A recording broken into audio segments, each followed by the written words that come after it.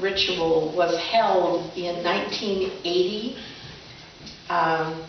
in November at the Women and Religion Continental Convocation of the Unitarian Universalists in East Lansing, Michigan.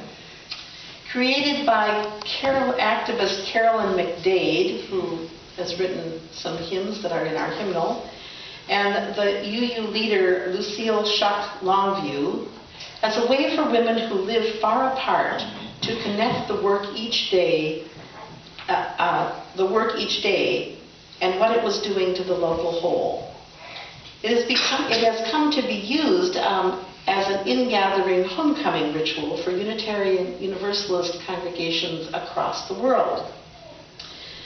Unitarian Universalists who have come to our chosen faith from other religious traditions react variously to this and other rituals created out of whole cloth of life experience to bring us into a place of real communion with one another and with what we consider to be our shared values.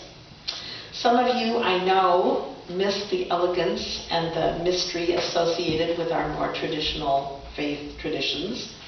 Others of you find anything that smacks of ritual to verge on a slippery slope that you have been glad to leave behind. In any case, we are all invited to share this year, and I understand in past years as well, in this act of universal communion, which celebrates both your relationship to one another and the source from which all come and from which we are all made. We use the word communion to describe an intent. Communion comes from the word communis, which simply means mutual participation. We consider anything a ritual that invites participation by all in the community and whose intent is to create and recreate a sense of common identity and spiritual affinity, to be a communion. The elements we bring together are the elements of our common life. The words we say, the words we speak and hear, the songs we share, the music and stories of our lives, the vicarious experience resounding from the names of far-off places, the mingling of waters, some pure as mountain air, some ripe with bugs and decaying life. All of this we bring together, and it is the essence of what might sustain us when we are apart. In 2001, Marisu Emoto, a Japanese doctor of alternative medicine, published The Hidden Messages in Water. Through high-speed photography, he attempted to support the claim that crystals formed in frozen water reveal changes when specific concentrated thoughts are directed toward them.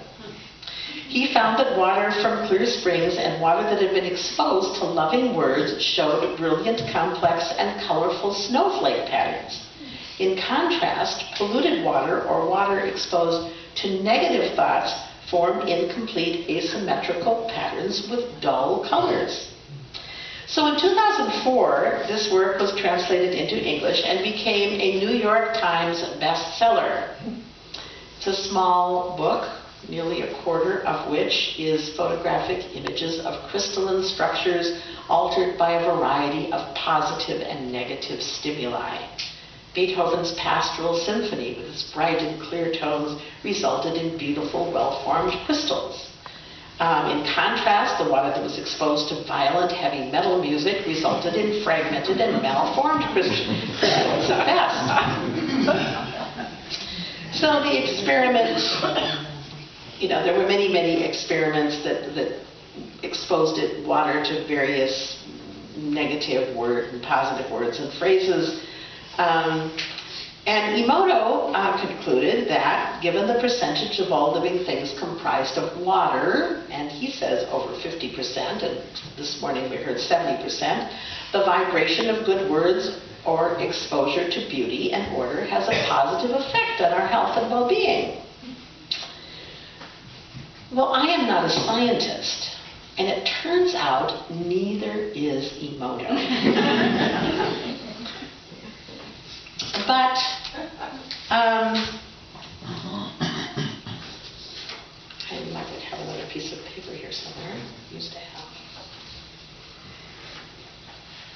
Hold on. Don't leave me. Oh, I don't know where it went. This was destined to happen today. So it turns out that he's not a scientist.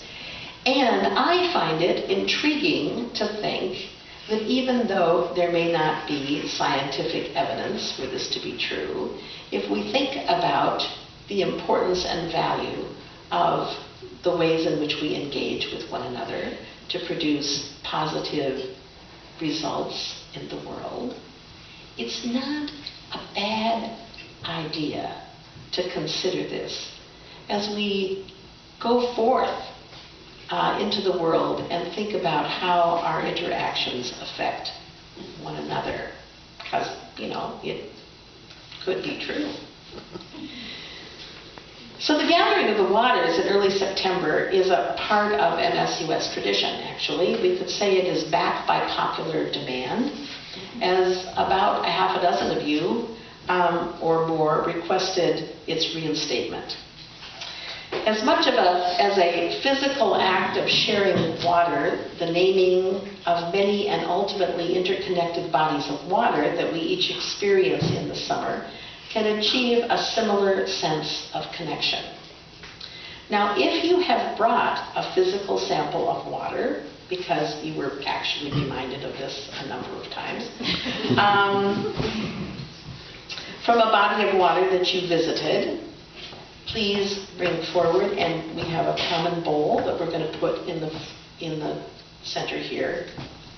But it's also possible to bring virtual or imaginary samples of water, as well as those from your home water faucet that represent water from places like the Ganges and the Amazon, and we're actually happy when you don't bring physical examples of that water, are also welcome.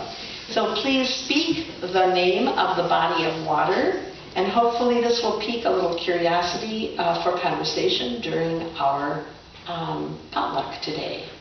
So we'd just like to invite you to come up and name some bodies of water that you were connected to this summer in your travels.